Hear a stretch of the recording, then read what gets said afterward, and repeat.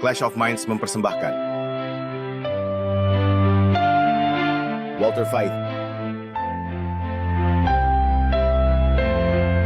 Martin Smith, Martin Luther tahun 1517, Luka Parah tahun 1798, Kebangunan Besar Rohani tahun 1844, Ensiklikal Rerum Novarum tahun 1891, Konsili Vatikan II tahun 1962, Ensiklikal Laudato Si Perawatan Rumah Kita Bersama tahun 2015, Pandemi COVID-19 tahun 2019, Pemilihan Presiden Amerika Serikat tahun 2020, Perang Rusia melawan Ukraina tahun 2022, Perang Israel melawan Hamas tahun 2023, Pemilihan Presiden Amerika Serikat Trump versus Harris tahun 2024. WhatsApp Prof 229. Milenium Kerajaan 1000 tahun di bumi atau di surga? Halo dan selamat datang di episode lain dari WhatsApp Prof. Hai Martin. Halo Walter. Hari ini giliran kamu untuk menyapa duluan lagi. Tidak, saya harus bertanya padamu. Apa kabar? Saya baik-baik saja, terima kasih. Kamu baik-baik saja. Saya merasa bugar. Asalkan kamu tidak bilang kamu itu baik. Tidak. Karena Alkitab berkata tidak ada yang baik, ingat? Tidak satu pun. Tidak satu pun ya. Kalau orang lupa, kalian bisa menonton episode kami sebelumnya. Tepat sekali. Baiklah, kita akan mengakhiri seri kecil kita tentang peristiwa akhir zaman, pertempuran utara melawan selatan, dan kemudian ide tentang mendirikan kerajaan di bumi. Jadi kita akan membahas secara singkat tentang peristiwa-peristiwa milenial. Ya, dan kalau semuanya berjalan sesuai rencana, kita akan berbicara dengan seperti yang sudah kita sebutkan Doug Wilson yang punya pandangan sedikit berbeda soal ini. Ya, Jadi mungkin bagus kalau kita menyegarkan pikiran kita sedikit tentang hal ini. ya, mari kita lihat beberapa ayat dan hanya meletakkan sedikit dasar. Kita tidak punya waktu untuk melakukannya secara detail.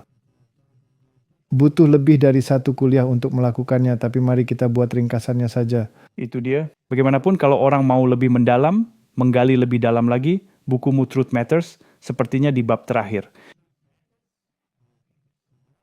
Bab terakhir ya, Kalian bisa pergi dan melihatnya. melihat klimaks sejarah yang akan datang dan milenium yang sudah lama dinanti. Dan mereka bisa mengunduhnya dari server unduhan kami secara gratis. Gratis, mereka bisa mengunduhnya. Jadi mari kita buka dengan doa. Mari kita berdoa. Bapa di surga, terima kasih sudah mempertemukan kami lagi. Terima kasih sudah memberi kami kesempatan untuk melakukan diskusi ini. Di masa yang sedang kami jalani ini, masa-masa yang penting. Kami mohon agar Engkau mencerahkan pikiran kami, pimpin kami dalam diskusi ini. Dalam nama Yesus, amin. Amin. Jadi milenium di bumi, seperti apa bentuk dan wujud milenium di bumi?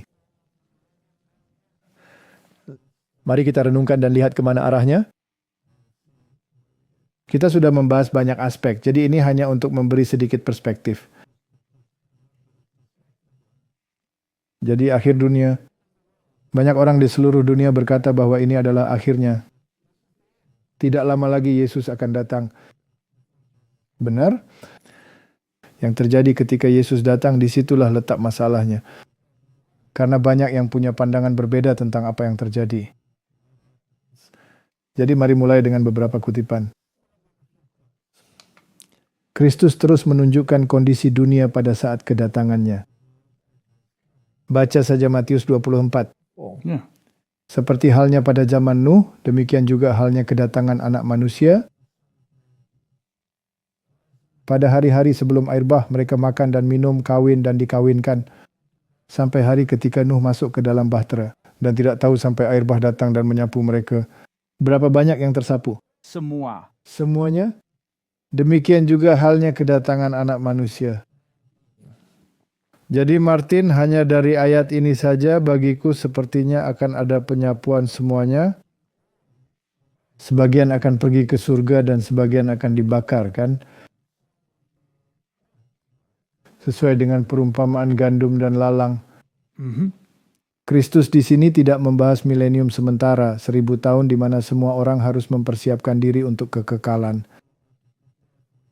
Dia memberitahu kita bahwa seperti halnya pada zaman Nuh, Begitu juga halnya ketika Anak Manusia datang lagi. Dan ngomong-ngomong Martin, kalau Tuhan di generasi terakhir ini menciptakan milenium sementara, di mana semua orang bisa bertobat, bagaimana dengan orang-orang malang yang hidup di generasi-generasi sebelumnya? Apakah itu Tuhan yang adil kalau melakukan hal seperti itu? Bagi saya, apa yang baru saja Anda katakan itu sebenarnya inti dari masalahnya. Orang-orang cuma menerima itu saja. Apakah Tuhan berubah?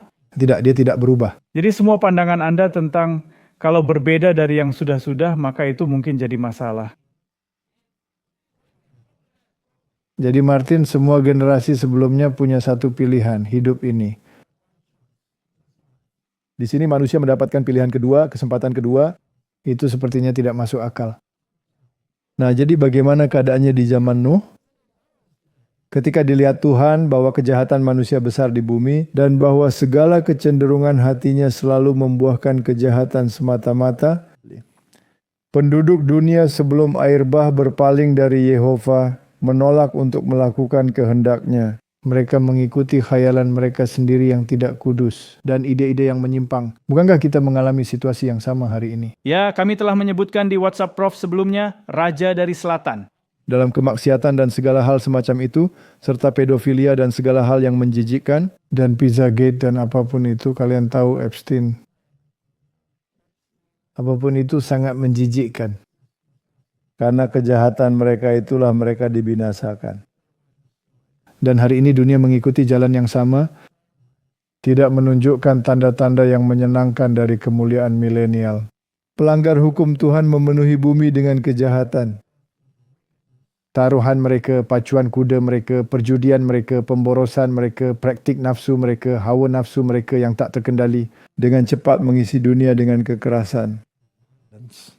Mengerikan apa yang telah terjadi. Dan ketika Anda melihat banjir baru-baru ini dan semua gadis-gadis muda itu di lingkungan Kristen semuanya hanyut tersapu. Ini situasi yang mengerikan. Dan kalian lihat, ini sungguh suatu kehancuran. Lihatlah bagaimana keadaan dunia, dan kita telah diperingatkan hal-hal seperti ini, dunia akan menjadi tua seperti pakaian. Ya, Jadi milenium itu tidak mungkin. Jika itu ada di bumi, itu akan dibangun di atas tempat ini yang penuh dengan kekacauan dan penghinaan. ya tentu saja. Jadi dengan mengambil cara di mana nubuat-nubuat telah digenapi di masa lalu sebagai kriteria untuk menilai penggenapan hal-hal yang masih di masa depan, ia, William Miller, dalam gerakan Millerite, menjadi yakin bahwa pandangan populer tentang pemerintahan rohani Kristus, sebuah milenium yang bersifat sementara, sebelum akhir dunia tidak didukung oleh firman Allah. Dan sebenarnya dalam sejarah, Hans Hut sudah sampai pada kesimpulan itu, dan bahkan Grattan Guinness di sini pada akhir tahun 1800-an, seorang teolog gereja Inggris yang sebenarnya percaya pada milenium tidak dapat menemukannya dalam Alkitab. Doktrin ini menunjuk pada 1000 tahun kebenaran dan kedamaian sebelum kedatangan pribadi Tuhan menjauhkan kengerian hari Allah. Tetapi meskipun menyenangkan, hal itu bertentangan dengan ajaran-ajaran Kristus dan para rasulnya yang menyatakan bahwa gandum dan lalang akan bertumbuh bersama sampai panen akhir dunia, bahwa orang-orang jahat dan para penyesat akan semakin buruk. Bahwa pada hari-hari terakhir akan datang masa-masa yang berbahaya dan kerajaan kegelapan akan terus berlangsung sampai kedatangan Tuhan. Dan akan dimusnahkan oleh nafas mulutnya dan dihancurkan oleh kemuliaan kedatangannya. Ayat-ayat tersebut tidak cocok dengan segala sesuatu yang bergerak menuju perdamaian. Dan ngomong-ngomong, siapa yang akan membangun milenium dunia ini? Apakah dunia Islam? Apakah dunia Buddha? Apakah dunia Kristen? Siapa yang akan melakukannya? Bukan. Doktrin tentang pertobatan dunia dan pemerintahan rohani Kristus tidak dipegang oleh gereja apostolik. Hal ini tidak diterima secara umum oleh orang-orang Kristen sampai sekitar awal abad ke-18. Seperti setiap kesalahan lainnya, hasilnya akan jahat. Hal ini mengajarkan manusia untuk melihat jauh ke masa depan akan kedatangan Tuhan dan mencegah mereka untuk memperhatikan tanda-tanda yang menandakan kedatangannya. Jadi alih-alih menunggu kedatangan Tuhan untuk menghancurkan semua kerajaan, Mereka menunggu dia untuk mendirikan sebuah kerajaan yang damai di sini. Dan sementara itu kita harus bekerja untuk itu. Benar. Dan beberapa percaya bahwa mereka bahkan tidak akan berada di sini ketika itu didirikan. Itu akan untuk orang Yahudi. Dan beberapa percaya tidak. Orang Yahudi akan bertobat. Dan orang-orang Kristen akan melakukannya di sini. Dan yang lain percaya sesuatu yang lain lagi. Ini menimbulkan perasaan percaya diri. Dan keamanan yang tidak beralasan. Dan membuat banyak orang mengabaikan persiapan yang diperlukan untuk bertemu dengan Tuhan. Ini adalah inti dari masalah ini. Jadi apa yang sebenarnya diajarkan Alkitab, Martin? Alkitab mengajarkan bahwa ada kebangkitan pertama dan bahwa ada kebangkitan kedua, dan di antara keduanya ada periode 1000 tahun. Bukan? Orang-orang mati yang tidak berada di dalam Kristus tidak akan hidup lagi. Demikianlah kata Alkitab, sampai masa 1000 tahun itu genap. Jadi menurut Alkitab, antara kebangkitan pertama dan kebangkitan kedua ada periode 1000 tahun. Itu bisa dipecah. Jadi mari kita lihat apa yang terjadi pada kebangkitan pertama menurut Alkitab. Nah, kita memiliki kedatangan Kristus dan orang mati yang benar dibangkitkan. Orang benar yang mati dibangkitkan terlebih dahulu menurut Alkitab. Itu berarti yang lain diangkat di urutan kedua. Dan kemudian Alkitab dengan sangat jelas mengatakan bahwa mereka tidak hidup lagi sampai masa 1000 tahun itu berakhir. Jadi ada periode 1000 tahun antara yang pertama dan yang kedua. Dan apa yang terjadi pada orang-orang benar yang hidup pada saat Kristus datang? Nah, mereka diubah dalam sekejap mata. Itulah yang dikatakan Alkitab. Lalu apa yang terjadi? Mereka dikumpulkan oleh para malaikat dan mereka bertemu dengan Tuhan di angkasa. Itulah yang dikatakan Paulus. Dengan orang-orang lain yang dibangkitkan, bukan dengan orang-orang yang menunggu mereka di surga. Tidak, mereka pergi ke sana bersama-sama. Dan apa yang terjadi pada orang fasik yang masih hidup? Menurut kitab Wahyu, mereka dibinasakan. Ini adalah gambaran yang sama sekali berbeda dengan apa yang dipercayai oleh orang-orang yang percaya pada milenium yang bersifat sementara. Jadi apa yang terjadi selama milenium? Nah, orang fasik sudah mati di sini.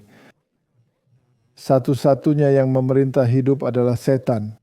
Dan dia terikat Oleh keadaan. Perubahan keadaan. Tidak ada yang bisa ditipu. Jadi dia sangat bosan. Dan itu baik untuknya.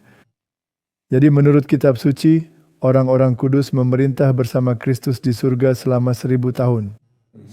Dan mereka diberi takhta. Dan penghakiman yang telah terjadi diserahkan kepada mereka. Jadi ini adalah untuk pemeriksaan. Sebenarnya Tuhan itu sangat adil, bukan? Dia mengizinkan penyelidikan menyeluruh atas penghakimannya yang sudah dilaksanakan. Ya. Karena orang benar dibangkitkan, maka mereka pasti dinyatakan benar. Orang fasik dibunuh, oleh karena itu mereka pasti dinyatakan tidak benar. Kemudian Anda dapat mempelajari ini di surga dan melihat mengapa bibi Jemima tidak ada di surga dan paman pemarah ada di sana. Apa yang terjadi? Dan apa yang terjadi di bumi ini? Dan apa yang terjadi di balik layar? Dan apa yang sebenarnya terjadi secara politik, agama, sosial, dan lain-lain. Dan bahkan kemudian apa yang terjadi dengan para malaikat. Benar. Jadi apa yang terjadi setelah penghakiman ini telah ditinjau? Nah, semua orang puas bahwa benar dan adil adalah penghakiman-Mu ya Tuhan. Dan sekarang saatnya untuk membangkitkan orang jahat. Untuk memberitahu mereka mengapa mereka tidak menjadi bagian dari kerajaan Allah, bukan? Jadi Kristus turun. Lagi ke bumi, tapi kali ini kakinya menyentuh Bukit Zaitun. Ya, penting. Pertama kali dia tidak melakukannya. Pertama kali dia tidak turun, Anda akan bertemu dengannya di angkasa dan sebuah dataran yang luas terbuka. Dan setelah dia turun, Yerusalem yang baru akan turun. Dan menduduki di dataran yang telah dibersihkan ini. Hanya datarannya saja yang terbuka, dan hanya kotanya saja yang baru. Ya, Tidak ada yang lain. tidak ada yang lain. Segala sesuatu yang lain dihancurkan oleh hujan es dan gempa bumi, dan itu tergeletak dalam reruntuhan. Sebelum 1000 tahun? Dan kemudian dia membangkitkan orang jahat yang mati. Dan tentu saja hal ini membuat iblis menjadi lebih bebas. Karena sekarang ada semua bangsa-bangsa yang telah ada sejak sebelum air bah, dunia purba melalui semua kerajaan hingga akhir zaman. Dengan semua pengetahuan dan keahlian mereka tentang bagaimana melakukan perang dan kejahatan. Dan mereka menerima penghakiman mereka. Mereka mencoba menyerang kota, tapi akhirnya mereka dihancurkan setelah mereka dihadapkan pada apa yang telah tertulis di dalam kitab-kitab. Dan kemudian bumi diciptakan baru. Itu adalah kisah Alkitab. Jadi inilah ringkasannya. Ini adalah cerita yang sangat sederhana, yang telah terdistorsi tak terkira di dunia. Jadi Martin, mari kita lihat pengantar ayat-ayat mengenai milenium. Jadi kita menemukan banyak hal seperti itu di seluruh Alkitab, Perjanjian Lama, Perjanjian Baru. Jadi Wahyu 11, pasal 20, Yesaya 14 dan 24. Jadi ada kehancuran umum di bumi oleh perbuatan iblis dan manusia. Dunia hancur.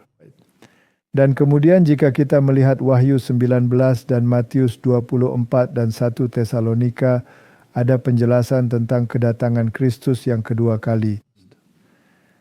Kebangkitan orang benar Anda dapat membacanya dalam Wahyu 20 dan Tesalonika pasal 4. Dan bahwa orang fasik dibunuh, Anda dapat membacanya dalam Wahyu 19 dan 2 Tesalonika. Jadi tidak ada pertanyaan dalam ayat-ayat itu. Bahwa orang yang tidak benar telah diberi kesempatan untuk menjadi benar. Waktu untuk itu adalah sekarang, sebelum kedatangannya. Jika Tuhan harus adil, maka Dia harus membangkitkan semua orang dan memberi mereka kesempatan lagi. Mereka punya kesempatan. Alkitab mengatakan bahwa manusia hanya satu kali untuk mati dan setelah itu akan dihakimi. Satu pilihan bukan dua pilihan. Jadi ini tidak alkitabiah, apa yang diajarkan oleh beberapa orang ini. Baiklah, selama milenium apa yang terjadi kemudian? Nah, setan terikat dalam rantai keadaan. Wahyu 20, Yesaya pasal 14.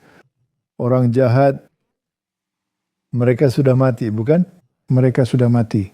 Mereka yang sudah mati tetap mati, mereka tidak bangkit. Dan mereka yang masih hidup akan dibinasakan.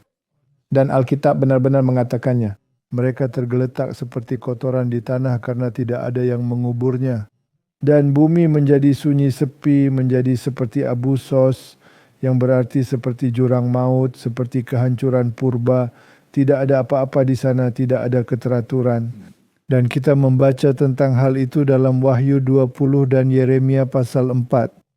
Dan orang-orang yang telah ditebus dari segala zaman ada bersama Kristus dan ada pembuktian dari penghakiman yang telah terjadi. Dan Anda juga membaca tentang hal itu dalam Wahyu 20 dan 1 Korintus pasal 6. Apa yang terjadi setelah milenium? Yerusalem yang baru turun ke bumi, Wahyu 20 dan 21. Orang-orang jahat dari segala zaman dibangkitkan dan bergabung kembali dengan iblis untuk menyerang kota suci, Wahyu 20. Kemudian fase eksekutif penghakiman terjadi. Mereka dihakimi dan api turun dari langit dan menghanguskan mereka. Kata abadiah, menjadi asap mereka hilang. Jauh mereka sudah pergi. Seolah-olah mereka tidak pernah ada. Dan kemudian setan dan orang jahat dihancurkan. Bumi dibersihkan oleh api dan diciptakan baru. Jadi Yerusalem baru yang ada di bumi dilindungi dari api ini. Seperti 3 orang yang benar yang di dalam perapian yang menyala-nyala. Seperti yang Anda katakan, Tuhan adalah api yang menghanguskan. Ya, Jadi itu dilindungi dan segala sesuatu yang lain yang berdosa tidak dilindungi. ya. Maleakhi mengatakan dengan jelas akan ada abu di bawah kakimu. Jadi tidak akan ada neraka yang kekal. Itu akan menjadi api hiena yang akan memakan mereka sampai akar dan rantingnya hilang. Dan ngomong-ngomong ketika Anda membaca perjanjian lama tentang nasib Lucifer, dikatakan bahwa api akan keluar dari dalam dirimu dan melahapmu dan mengubahmu menjadi abu. Jadi ini adalah situasi yang sangat umum kita temukan. Jadi konsep apa saja yang ada tentang milenium? Nah, ada 3 konsep dasar ini dan beberapa di antaranya memiliki aspek-aspek yang berbeda. Katolik dan beberapa kelompok Protestan konservatif percaya pada amilenianisme. Tidak ada milenium. Gereja memerintah Selamanya.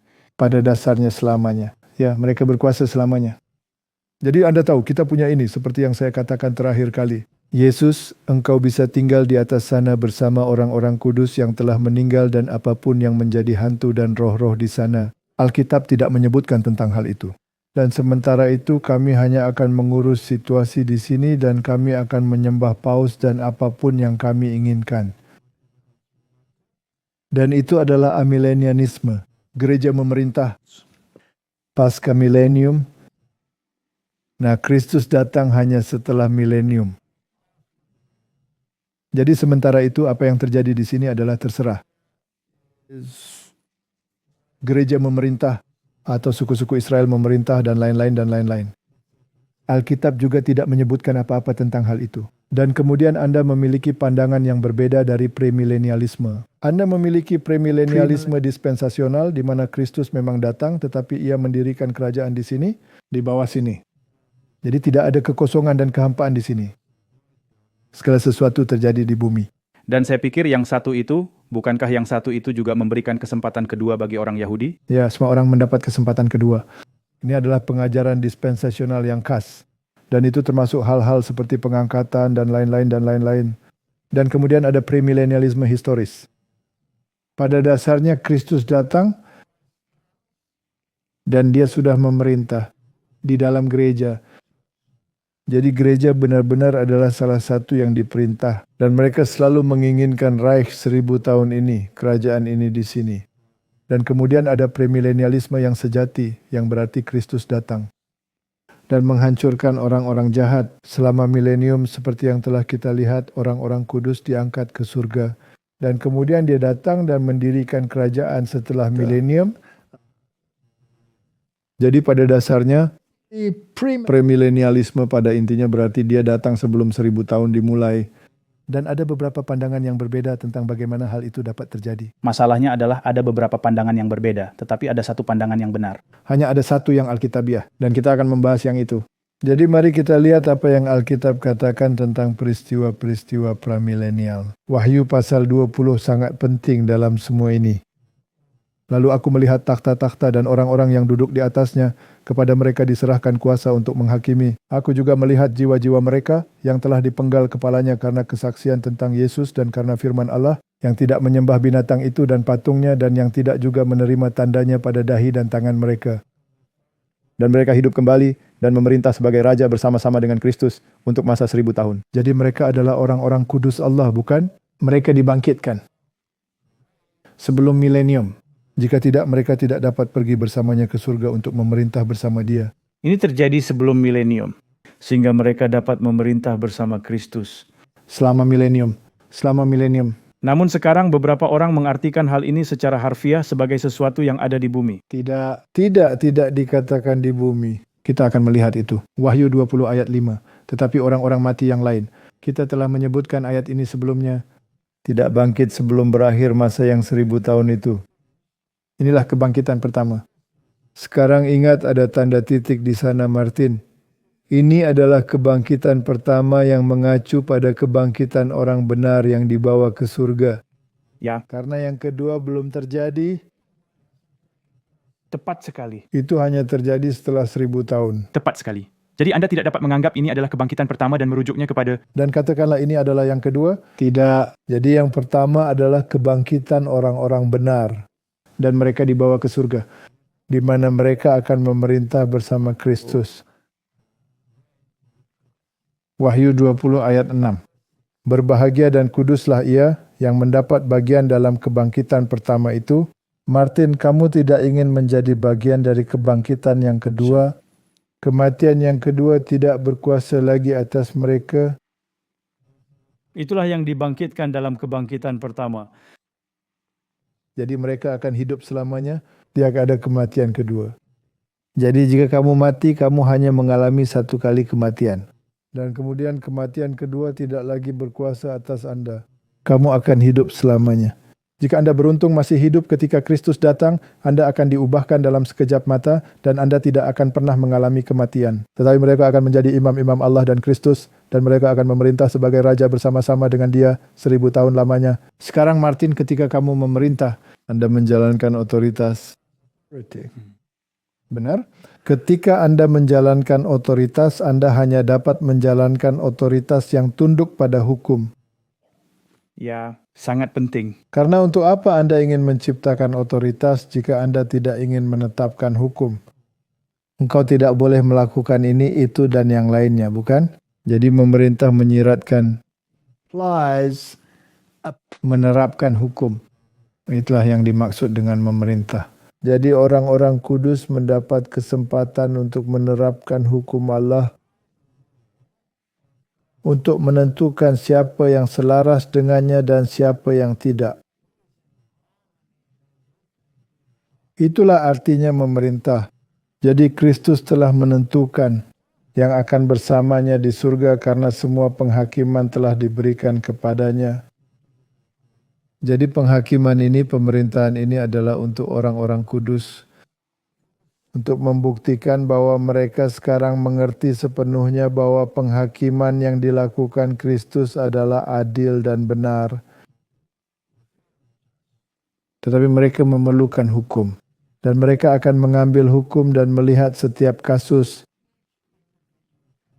Jadi jika Anda ingin tahu mengapa yang satu ini tidak ada di surga, maka Anda dapat pergi dan memeriksa buku-buku dan Anda akan melihat mengapa orang itu, mengapa pemerintah itu, mengapa situasi itu tidak diizinkan berada di surga. Begitulah cara Anda memerintah bersama Kristus selama 1000 tahun. Ini seperti Anda adalah seorang profesor, jadi Anda mungkin menandai beberapa ujian dalam hidup Anda. Ya, sayangnya banyak. Tapi ada standar yang harus Anda gunakan untuk menilainya. Anda harus menerapkannya. Terapkan. Dan ini sama saja. Benar. Jadi begini cara Anda memerintah. Karena jika Anda berpikir bahwa Anda akan memerintah para malaikat sekarang dan menjadi bos besar di sana di surga, ya, kamu akan bersama dengan saudara-saudari. Satu-satunya pemerintahan yang akan Anda lakukan adalah dalam menerapkan hukum pada situasi-situasi. Itulah yang dilakukan seorang yang memerintah. Jika Anda menerapkannya, jika Anda berpikir bahwa Anda akan memerintah seperti mendikte, maka Anda juga salah memahami bagaimana Allah memerintah. Dia mengatakan kalian tidak boleh saling menguasai. Hal itu tidak akan terjadi pada kalian. Jadi kerajaan Allah sangat berbeda dengan kerajaan-kerajaan di bumi ini. Mereka sangat diktatorial.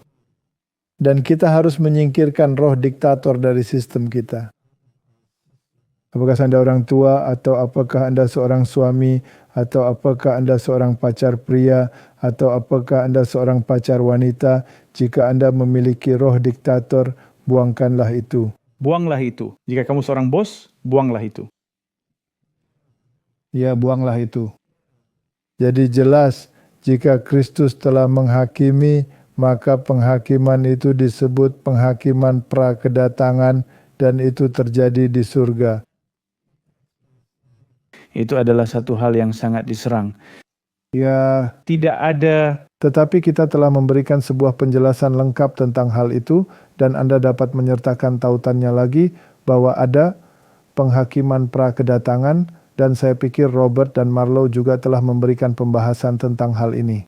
Jadi hal ini sudah dibahas berulang-ulang. Tidak mungkin tidak ada pra-penghakiman karena jika tidak, Kristus tidak dapat melaksanakan penghakiman ketika Ia datang.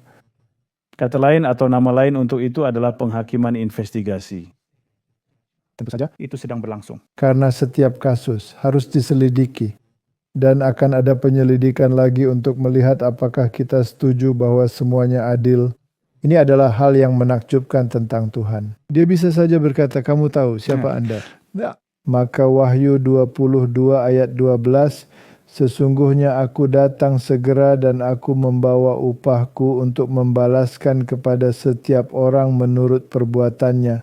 Jadi pasti ada penyelidikan untuk memberikan upah sesuai dengan pekerjaan yang telah dilakukan, baik atau jahat. 1 Yohanes 3 ayat 4. Setiap orang yang berbuat dosa melanggar juga hukum Allah, sebab dosa ialah pelanggaran hukum Allah. Jadi begitulah cara Anda menentukan apakah sesuatu itu baik atau jahat. Itulah standar menurut apa yang akan dihakimi. Mengapa? Karena hukum Taurat membangkitkan murka, tetapi di mana tidak ada hukum Taurat, di situ tidak ada juga pelanggaran. Jadi jelas harus ada hukum karena yang melanggar akan dihukum. Ya. Ini bukan ilmu roket. Dalam Yakobus kita membaca bahwa sebab barang siapa menuruti seluruh hukum itu tetapi mengabaikan satu bagian daripadanya, ia bersalah terhadap seluruhnya. Itu cukup banyak. Setan mulai dengan mengingini posisi Kristus. Itu melanggar perintah ke-10 kan? Ya, Dan karena ia mengingini kedudukan Kristus, ia ingin menjadi Allah yang lain selain Kristus. Itu melanggar perintah pertama. Dan dia membuat dirinya sendiri menjadi berhala. Oleh karena itu dia melanggar hukum kedua. Dan dia menghujat Kristus karena dia mengambil posisi yang tidak pantas baginya. Dan karena itu ia merampas otoritas Kristus yang melanggar hukum keempat. Ia tidak menghormati orang tuanya yang kudus, karena itu ia melanggar hukum kelima. Dan akhirnya dia membunuh Kristus sehingga dia melanggar hukum keenam yang sebenarnya sudah dia lakukan di dalam pikirannya sebelum itu. Dan untuk mendapatkan jalannya dia berbohong tentang hal itu. Dan ia memiliki hubungan zina dengan dirinya sendiri. ya, Benar? Karena ia mendirikan berhala. Dan karena itu ia murtad terhadap Allah. Itu perzinahan spiritual. Ia melanggar perintah ke-7. Dan ia adalah pembohong dan pencuri. dan pembunuh. Dan pembunuh. Ia melanggar semuanya. Baiklah. Sebab ia yang mengatakan jangan berzina, ia mengatakan juga jangan membunuh. Jadi jika kamu tidak berzina tetapi membunuh, maka kamu menjadi pelanggar hukum juga. Sekarang dalam kasus Daud, apa yang dia lakukan? Dia berzina dan untuk menutupinya dia melakukan pembunuhan. Ya, Sama saja. Berkatalah dan berlakulah seperti orang-orang yang akan dihakimi oleh hukum yang memerdekakan orang. Jadi standar penghakiman. tapi lihat bagaimana hal itu diungkapkan. Ini adalah hukum kemerdekaan. Ini membebaskan kamu jika kamu mematuhinya. Dari belenggu dosa, pengkhotbah berkata, akhir kata dari segala yang didengar ialah takutlah akan Allah dan berpeganglah pada perintah-perintahnya, karena ini adalah kewajiban setiap orang. Karena Allah akan membawa setiap perbuatan ke pengadilan yang berlaku atas segala sesuatu yang tersembunyi, entah itu baik, entah itu jahat. Tidak diragukan lagi bahwa hukum Taurat akan menjadi standar. Pasti. Jadi ketika Wahyu 14 berkata takutlah akan Allah dan berikanlah kemuliaan kepadanya. Cara untuk takut akan Allah adalah dengan menaati perintah-perintahnya. Itulah cara kamu memberikan kemuliaan kepadanya. Kamu meniru karakternya. Benar?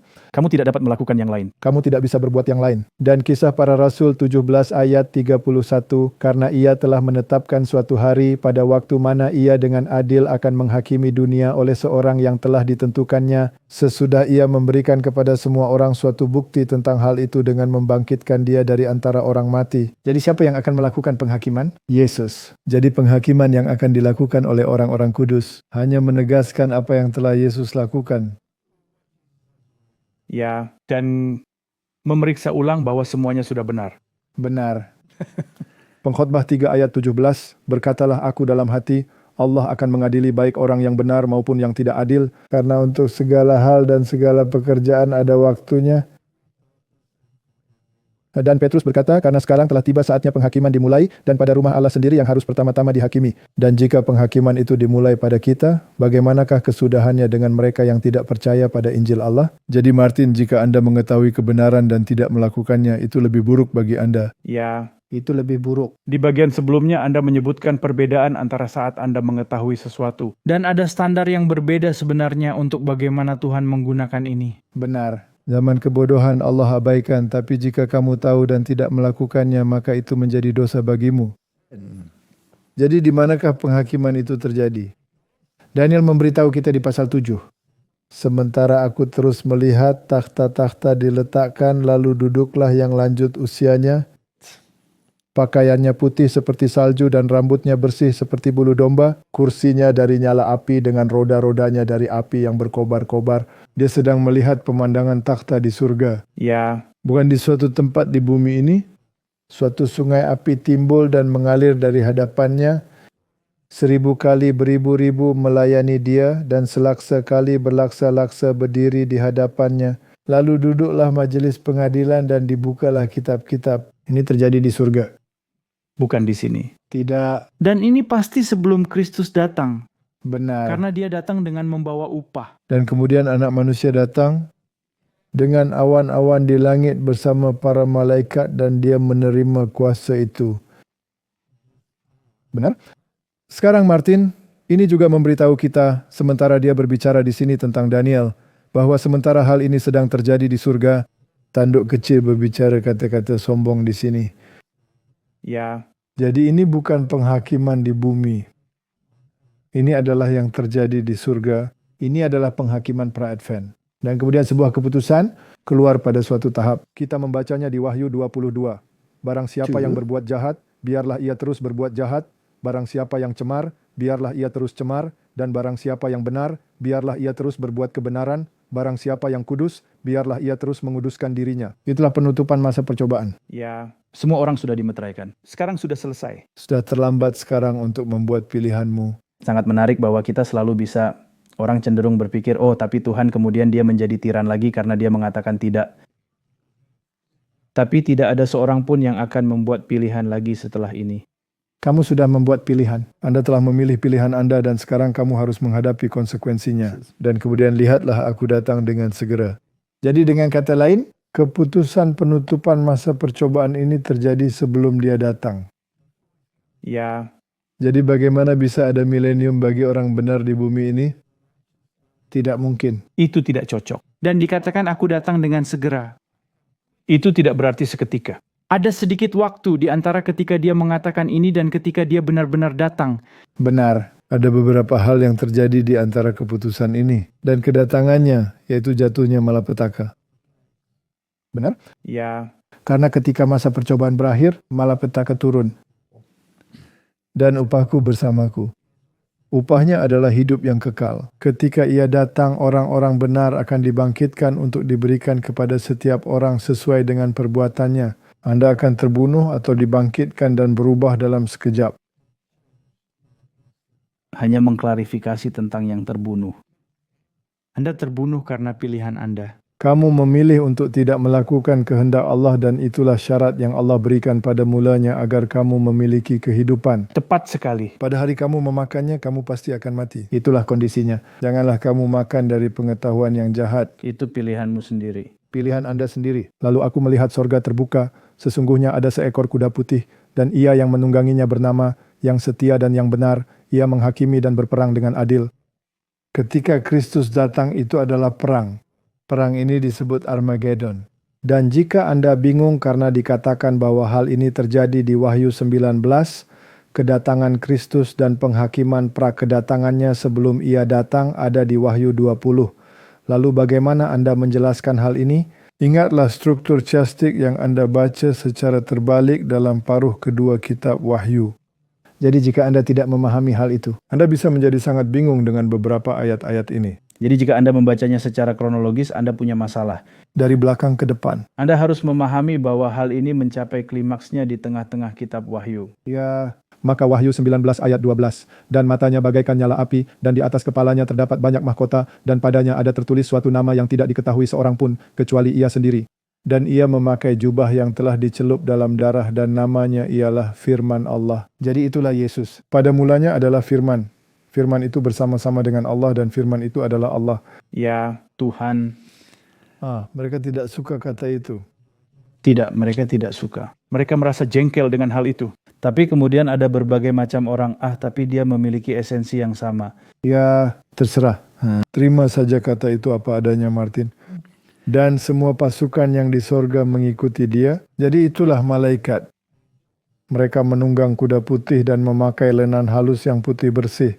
Dan dari mulutnya keluarlah sebilah pedang tajam. Bahwa ia harus mendirikan sebuah milenium, bukan? Tidak. Yang akan memukul segala bangsa. Hal itu selaras dengan Daniel pasal 2. Dan ia akan menggembalakan mereka dengan gada besi dan ia akan memeras anggur dalam kilangan anggur, yaitu kegeraman murka Allah yang Maha Kuasa. Sekarang Martin ini seringkali sangat membingungkan.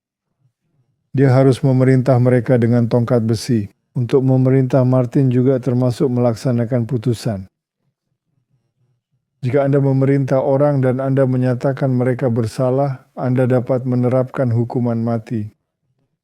Di pengadilan mereka mengatakan hakim telah memutuskan. Ya, dan itu bisa berarti kematian. Ya, Itu tidak berarti Anda mendapatkan kesempatan kedua. Dan dia berkuasa atas Anda. tidak, dia membuat keputusan. Jadi ini adalah bagian dari penghakiman pemeriksaan. Dan pada jubahnya dan pahanya tertulis suatu nama, yaitu Raja segala raja dan Tuan di atas segala tuan. Jadi semua yang lain adalah palsu. Dan pasal Tesalonika 4, 1 Tesalonika memberi kita sedikit lebih banyak wawasan. Ini kami katakan kepadamu dengan firman Tuhan, kita yang hidup yang masih tinggal sampai kedatangan Tuhan, sekali-kali tidak akan mendahului mereka yang telah meninggal. Sekarang dia tidak mengatakan bahwa dia akan hidup. Ia berkata bahwa mereka yang masih hidup tidak akan mendapat keuntungan lebih daripada mereka yang telah mati dalam Kristus, yang sedang tidur. Sebab pada waktu tanda diberi, yaitu pada waktu penghulu malaikat berseru dan sangkakala Allah berbunyi, maka Tuhan sendiri akan turun dari sorga dan mereka yang mati dalam Kristus akan lebih dahulu bangkit. Jadi itulah yang terjadi. Mereka dibangkitkan. Dia berdiri di sana dan seperti berteriak, Lazarus keluarlah. Dia mengatakannya dengan suara keras. Ingat, itu adalah jenis kebangkitan ini. Sesudah itu, kita yang hidup, yang masih tinggal, akan diangkat bersama-sama dengan mereka yang dibangkitkan dalam awan. Itulah malaikat menyongsong Tuhan di angkasa. Dia tidak akan memerintah di sini selama 1000 tahun. Demikianlah kita akan bersama-sama dengan Tuhan. Untuk berapa lama? Selamanya. Eva. Karena itu hiburkanlah seorang akan yang lain dengan perkataan-perkataan ini. Jadi teman-temanmu yang sudah meninggal, kerabat apapun yang kamu miliki, kamu tidak akan mendahului mereka atau mereka mendahului kamu. Kalian pergi bersama. Ya, Itulah yang dikatakan Alkitab. Aku pergi ke situ untuk menyediakan tempat bagimu. Aku akan datang kembali dan membawa kamu ke tempatku, supaya di tempat di mana aku berada, kamu pun berada. Bukan untuk bertemu mereka di atas sana. Dia datang untuk menjemput mereka di sini. Dan kemudian kita membahas apa yang terjadi selama milenium. Lalu aku melihat seorang malaikat, Wahyu 20 dari ayat 1, turun dari sorga, memegang anak kunci jurang maut dan suatu rantai besar di tangannya, yang menangkap naga, si ular tua itu, yaitu iblis dan Satan. Dan ia mengikatnya 1000 tahun lamanya. Itu berarti dia tidak punya apa-apa untuk dilakukan. Dia tidak bisa melakukan apapun. Dia terjebak, dia dipenjara. dia hanya duduk di sana memikirkan semua hal buruk yang telah dia lakukan. Dia dikelilingi kota-kota yang hancur karena ketika Kristus datang, Alkitab berkata kota-kota bangsa-bangsa runtuh. Dan terjadilah gempa bumi yang dahsyat. Dan hujan es yang beratnya berkilo-kilo jatuh menimpa mereka dan menghancurkan segalanya. Lalu melemparkannya ke dalam jurang maut. Dan menutup jurang maut itu dan memeteraikannya di atasnya, supaya ia jangan lagi menyesatkan bangsa-bangsa karena tidak ada bangsa-bangsa. Tidak ada apa-apa. Sebelum berakhir masa 1000 tahun itu, kemudian daripada itu ia akan dilepaskan untuk sedikit waktu lamanya, waktu yang singkat. Mengapa Allah mengizinkan hal itu? Waktu yang singkat itu, sehingga mereka yang ditebus dapat melihat dengan mata kepala sendiri bahwa di sini mereka memiliki kota suci di hadapan mereka. Dan bukannya berlutut dan berkata, wow kami salah, maafkan kami.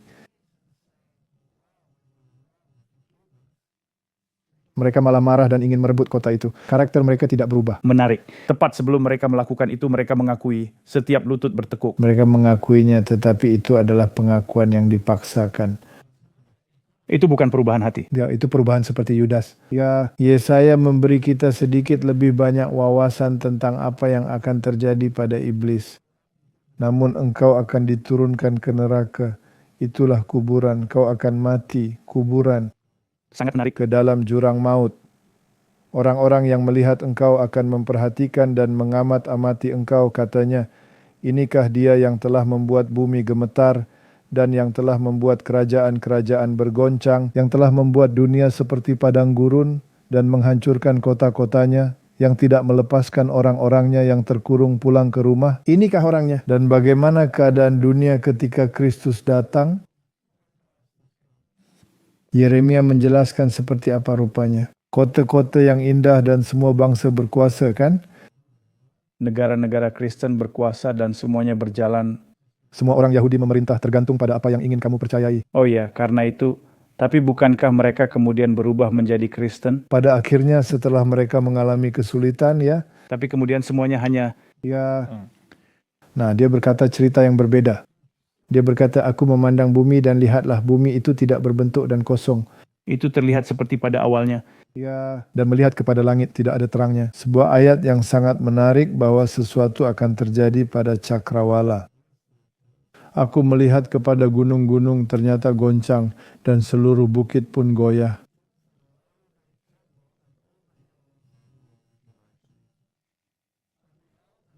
Aku melihat ternyata tidak ada manusia dan semua burung di udara sudah lari terbang. Aku melihat ternyata tanah subur sudah menjadi padang gurun, semuanya mati, Martin. Dan segala kotanya sudah runtuh di hadapan Tuhan, di hadapan murkanya yang menyala-nyala. Tidak ada yang benar-benar menyenangkan terjadi di sini. Tidak ada. Apakah Anda melihat milenium sementara yang penuh dengan kedamaian dan kebahagiaan serta kota-kota yang berkembang? Tidak, tapi setelah setelah tulah-tulah dan Yesus datang serta mengangkat sisanya ke surga, tidak ada yang tersisa.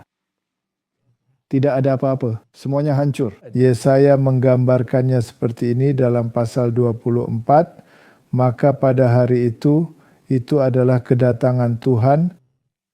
Tuhan akan menghukum tentara langit di langit dan raja-raja bumi di atas bumi. Oh, tidak ada pendirian kerajaan di sini. Mereka akan dikumpulkan bersama-sama seperti tahanan dimasukkan dalam liang. Mereka akan dimasukkan dalam penjara dan akan dihukum sesudah waktu yang lama. Apa itu waktu yang lama? 1000 tahun. 1000 tahun karena orang mati tidak hidup lagi sampai 1000 tahun itu berakhir. Orang-orang yang hidup, orang-orang yang tidak benar, dibinasakan dan tergeletak seperti kotoran di tanah, bukan? Martin, ini sama sekali berbeda dengan apa yang dunia katakan. Bulan purnama akan tersipu-sipu dan matahari terik akan mendapat malu sebab Tuhan semesta alam akan memerintah di Gunung Sion. Sekarang di mana Gunung Sion ini, Martin? Pasti di surga. Pasti. Dan ia akan menunjukkan kemuliaannya di depan tua-tua umatnya. Dalam Mazmur 110 disebutkan apa yang terjadi pada raja-raja. Tuhan ada di sebelah kananmu. Ia meremukkan raja-raja pada hari murkanya. Itu hal yang sama. Dia akan menghakimi di antara bangsa-bangsa kafir. Dia akan memenuhi tempat-tempat dengan mayat-mayat. Tidak ada pilihan kedua di sini. Ia meremukkan orang-orang yang menjadi kepala di negeri luas. Sudah hilang. Sudah hilang. Menarik bahwa dalam Alkitab untuk Israel, Allah berkata bahwa tanah harus dikerjakan selama 6 tahun. Dan dibiarkan kosong pada hari Sabat untuk tanah itu. Jadi bumi ini selama 6000 tahun harus dikerjakan dan selama 1000 tahun mendapat Sabat. Ya, 1 hari untuk 1000 tahun. Itulah minggu kosmik, Martin. Semua perintis percaya pada minggu kosmik dan saya juga menemukannya dalam roh nubuat. Ini tidak begitu populer di dunia saat ini, tetapi popularitas tidak pernah menjadi ukuran ketika menyangkut kebenaran, kan? Itu benar. Baiklah, mari kita lanjutkan dengan penghakiman yang diberikan kepada orang-orang kudus. Lalu aku melihat takhta-takhta dan orang-orang yang duduk di atasnya, kepada mereka diserahkan kuasa untuk menghakimi. Dan aku melihat jiwa-jiwa mereka yang dipenggal kepalanya, karena kesaksian Yesus dan firman Allah, dan yang tidak menyembah binatang itu maupun patungnya, dan tidak menerima tanda di dahi mereka, atau di tangan mereka, dan mereka hidup dan memerintah bersama Kristus selama 1000 tahun. Cukup jelas, kamu harus berdasarkan Alkitab. Anda harus menerima kebenaran Kristus. Kamu harus menolak hukum palsu dari antikristus, yaitu kepausan, dan kamu harus menjaga hukum seperti yang tertulis dalam Alkitab. Ya, Wahyu 20 ayat 5, tetapi orang-orang mati yang lain tidak bangkit sebelum berakhir masa yang 1000 tahun itu. Jadi kamu ingin menjadi bagian dari kebangkitan pertama itu. Dan bukan yang terjadi setelah 1000 tahun. Berbahagia dan kuduslah ia yang mendapat bagian dalam kebangkitan pertama itu, karena kematian kedua tidak memiliki kuasa atas kamu, sedangkan orang lain yang akan dibangkitkan, mereka sudah mati sekali, mereka akan mati lagi. Itulah kematian kedua. Sama sekali tidak ada neraka kekal di sini. Mereka akan menjadi imam-imam Allah dan Kristus, dan mereka akan memerintah sebagai raja bersama-sama dengan Dia 1000 tahun lamanya. Jadi dengan kata lain, jika mereka adalah imam dan mereka memerintah, mereka menerapkan hukum, dan sebagai imam, mereka terlibat dalam melihat rencana keselamatan. Dan siapa yang telah mengambilnya bagi diri mereka sendiri, dan siapa yang tidak. Dan seberapa jauh penghakiman ini berlaku? Dalam 1 Korintus 6 kita baca, tidak tahukah kamu bahwa orang-orang kudus akan menghakimi dunia? Dan jika penghakiman dunia berada dalam tangan kamu, tidakkah kamu sanggup untuk mengurus perkara-perkara yang tidak berarti?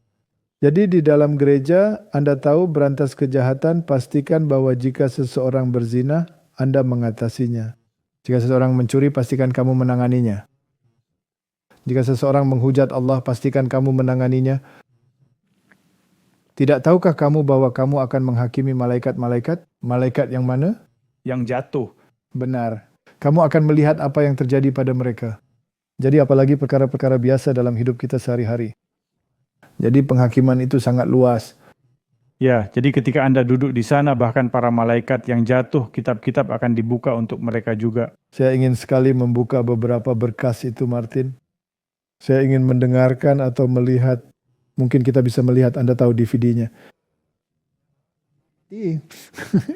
Tentang beberapa intrik politik. Tentang siapa sebenarnya di balik layar.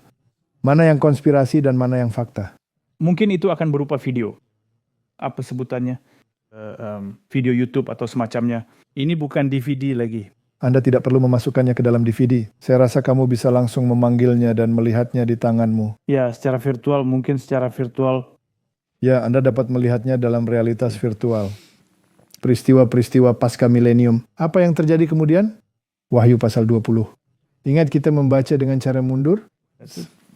Ketika 1000 tahun berakhir, kita tahu bahwa ada kebangkitan orang fasik, bukan?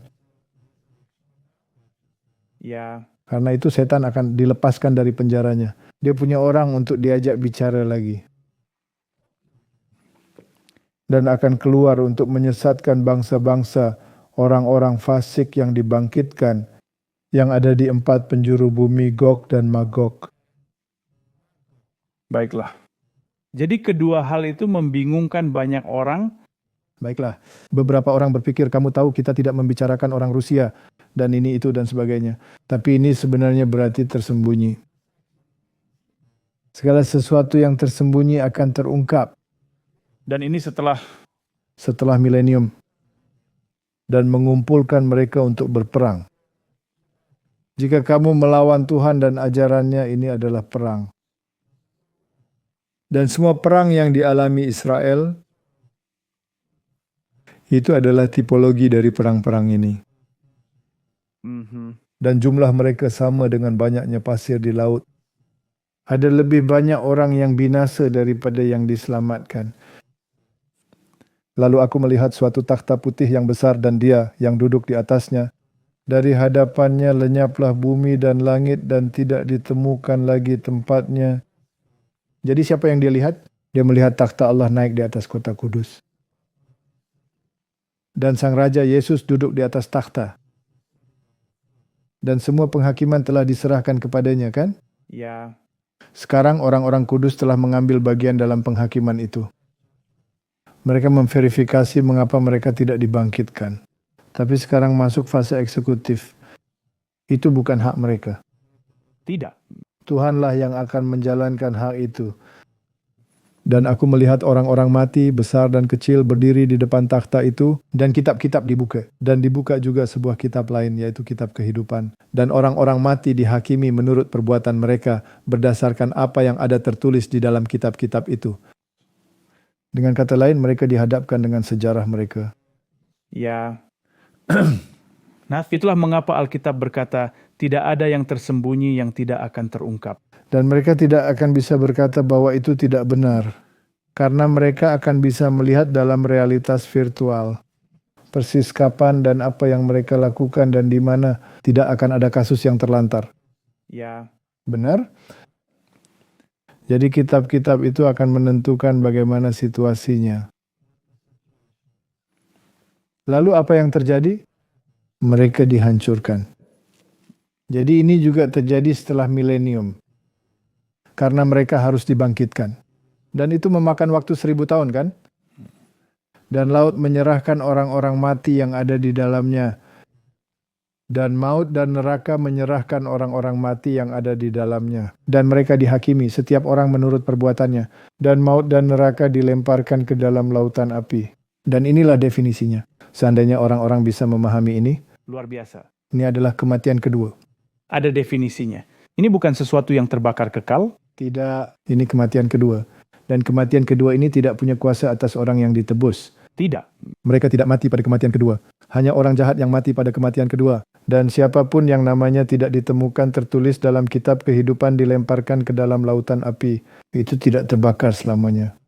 Itu terbakar sampai akibatnya kekal. Kamu tidak akan pernah bangkit lagi dari pembakaran itu.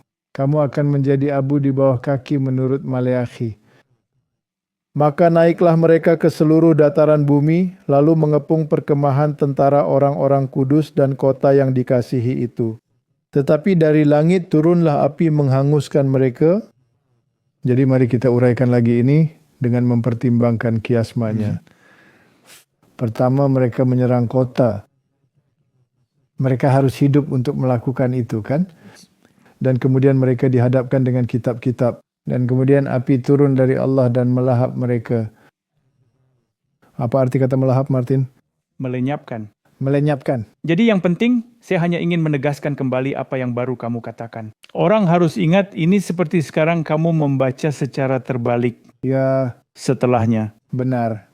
Setelah itu, dapatkah kamu ingat bagian mana dari wahyu yang mulai kamu baca? Bagian tengahnya adalah peristiwa akhir zaman. Jadi itu dari Wahyu pasal 10 dan seterusnya. Anda punya bagian sejarah dan kemudian Anda punya bagian eskatologi. Apa yang terjadi dalam peristiwa akhir zaman? Anda akan membaca di pasal 10, 11, 12, 13, 14 sampai ke 17. Dan kemudian Anda masuk ke bagian eskatologi. Oke. Dan iblis yang menyesatkan mereka dilemparkan ke dalam lautan api dan belerang, yaitu tempat binatang dan nabi palsu itu, dan mereka disiksa siang malam sampai selama-lamanya. Nah, kata selama-lamanya di situ berarti sampai akhir yang final. Sampai selesai? Sampai katakanlah menjadi abu. Nah, itulah maksudnya, tahu kan? Semoga raja memerintah selama-lamanya. Semua orang tahu dia akan mati dan tidak akan memerintah selamanya. Tapi sampai akhir. Api akan melahap Yerusalem, kata Yeremia. Api kekal yang tidak akan pernah padam, katanya. Dan kemudian dihancurkan oleh Nebukadnezar. Dan memang terbakar, tapi sekarang tidak lagi terbakar. Api tidak padam sampai tugasnya selesai. Final, sudah menyelesaikan tugasnya. Jadi inilah maksudnya, jika tidak Alkitab akan bertentangan dengan dirinya sendiri jika Anda ingin membacanya secara berbeda. Matius 25 ayat 41 berkata, dan ia akan berkata juga kepada mereka yang di sebelah kirinya, enyahlah dari hadapanku, hai kamu orang-orang terkutuk, enyahlah ke dalam api yang kekal yang telah sedia untuk iblis dan malaikat-malaikatnya. Manusia sebenarnya tidak seharusnya mati dalam api itu, Martin. Tidak, karena memang begitu ya. Api itu tidak disiapkan untuk manusia. Api itu disiapkan untuk iblis dan malaikat-malaikatnya. Tapi karena pilihan Anda ikut merasakan hukuman itu. Jadi mari kita perjelas. Maleakhi berkata, sebab sesungguhnya hari itu datang menyala-nyala seperti perapian. Inilah api itu. Maka semua orang gegabah dan setiap orang yang berbuat fasik menjadi seperti jerami, abu. Dan hari yang akan datang itu akan membakar mereka habis firman Tuhan semesta alam sehingga tidak akan tersisa akar maupun cabang. Dan seberapa final ini nantinya? Ayat 3 berkata, dan kamu akan menginjak-injak orang fasik sebab mereka akan menjadi abu di bawah telapak kakimu. Jadi api akan terus menyala sampai tugasnya selesai. Itu saja. Di bawah telapak kakimu, pada hari aku melakukan ini, firman Tuhan semesta alam. Jadi inilah kejelasannya. Yang menjelaskan aspek simbolisnya juga. Kehancuran ini tidak pernah dimaksudkan untuk manusia. Karena Kristus sudah membayar harga untuk semua orang. Barang siapa percaya kepadanya tidak akan binasa. Dan kemudian Martin, kita mendapat kesempatan istimewa untuk menyaksikan kuasa penciptaan Allah. Wow. Bahkan Adam dan Hawa pun tidak mengalami itu. Tidak, bumi akan dijadikan baru. Adam dan mungkin Hawa, saya tidak tahu. Alkitab tidak mengatakan tentang Hawa, tapi disebutkan tentang Adam yang kedua. Dan Adam yang pertama akan berada di surga. Ya, mereka akan berpelukan. Ya, mereka akan berpelukan. 2 Petrus 3 ayat 10. Tetapi hari Tuhan akan datang seperti pencuri pada malam hari, dan pada hari itu langit akan lenyap dengan gemuruh yang dahsyat, dan unsur-unsur dunia akan hangus dalam nyala api, dan bumi dan segala yang ada di atasnya akan hilang lenyap. Kemudian dalam kitab suci disebutkan bahwa umat Allah tidak perlu mengalami kejutan seperti pencuri di malam hari. Tidak. Jadi hanya jika Anda tidak tahu atau menolak untuk mengetahui, ini akan menjadi kejutan besar bagi Anda. Tapi jika Anda menantikan kedatangan Tuhan, Anda harus memperhatikan tanda-tandanya, jadi seharusnya tidak seperti pencuri di malam hari. Tepat sekali. Jadi jika segala sesuatu ini akan hancur secara demikian, bagaimana seharusnya hidup kamu?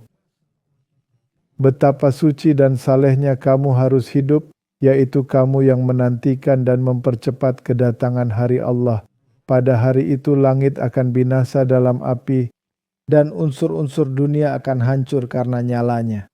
Tetapi sesuai dengan janjinya kami menantikan langit yang baru dan bumi yang baru, di mana terdapat kebenaran. Dan kemudian dia memberikan contoh Sodom dan Gomora. Adalah contoh dari apa yang terjadi pada akhir zaman. Menanggung api yang kekal yang tidak dapat dipadamkan. Apakah mereka masih terbakar hari ini? Tidak. Tapi tugasnya sudah selesai. Tinggal labu kan? Akibatnya masih ada. Jika Anda memilih melakukan hal yang sama seperti mereka, Anda akan mengalami nasib yang sama. Akibat yang sama. Dan kemudian dia melihat kota yang kudus, Yerusalem yang baru, turun dari Allah, dari surga, siap seperti pengantin perempuan yang berdandan untuk suaminya. Nah, kota ini sebenarnya turun, sebelum kebangkitan kedua. Itu dia. Karena kita membaca mundur lagi kan. Dan turunlah kota itu, dan di sanalah dia terpelihara di antara api yang turun dari surga ini, karena takhta naik di atas kota. Ini seperti ketika kamu memurnikan dalam api, kamu memurnikan perak atau hal-hal seperti itu. Benar ya. Jadi umat Tuhan sebenarnya mengalami api yang lambat kan? Ya, Api pemurnian. itu dia. Dan di sini kita akan lihat. Ya, tapi dia tahu bahwa kita adalah debu, jadi dia menjaganya pada suhu yang tidak akan membinasakan kita. Ya. Dan Martin, jika kita melanjutkan ceritanya, maka ia akan mengatakan kepada kita bahwa dia akan menciptakan ulang segala sesuatu. Dan kemudian kamu akan membangun rumah-rumah dan kamu akan menanam kebun anggur. Dengan kata lain, kamu akan mendapat tempat tinggal di bumi. Kamu punya satu di kota yang telah disediakan Tuhan. Aku pergi menyiapkan tempat bagimu di kota itu. Jadi kamu punya tempat tinggal di kota, dan kemudian kamu akan punya tempat tinggal di bumi, di mana Anda akan di sebuah peternakan membangun rumah Anda,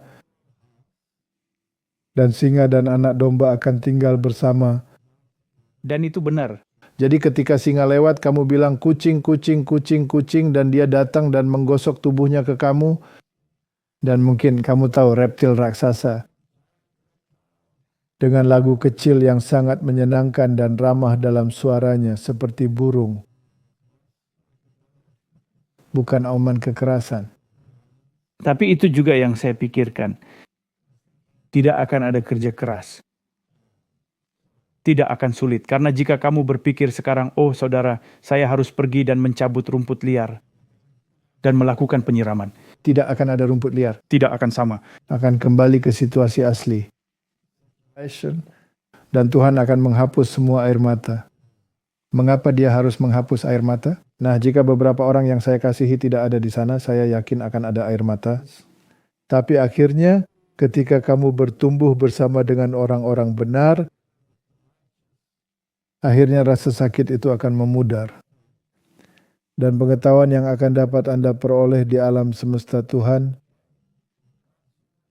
karena tidak akan ada lagi kebohongan. Anda tidak akan diajarkan oleh teater Jesuit atau teologi Jesuit atau ilmu pengetahuan Jesuit.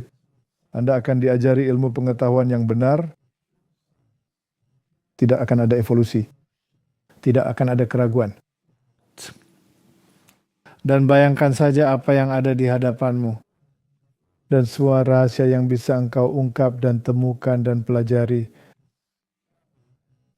Pasti menakjubkan.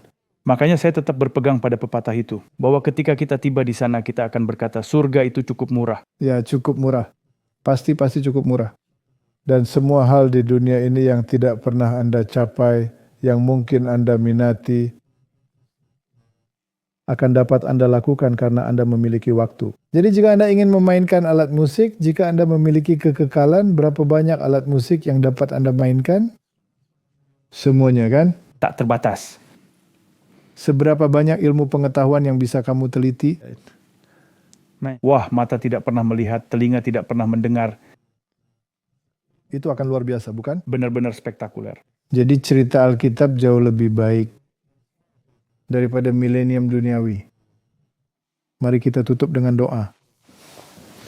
Bapa Surgawi, kitab sucimu memiliki kesimpulan yang indah. Conclusion. Untuk perselisihan dan kekacauan dan air mata. Dan bencana di bumi ini. Dan saya berdoa agar sistem ini yang digambarkan dalam Alkitab akan segera menjadi kenyataan. Sehingga penderitaan dan air mata di bumi ini dapat berakhir. Dan pemerintahan para tiran dan hukum yang tidak adil juga akan berakhir. Dan agar kebencian antar kelompok dan orang juga dapat dihentikan. Sehingga kita akan mengasihi Tuhan dan mengasihi sesama seperti diri kita sendiri. Ini doa saya dalam nama Yesus. Amin. Amin. Diproduksi oleh Clash of Minds. Menampilkan pembicara Walter Faith dan Martin Smith. Ucapan terima kasih yang tulus untuk dorongan semangat, doa-doa, dan sumbangan finansial melimpah. Untuk detail kontak,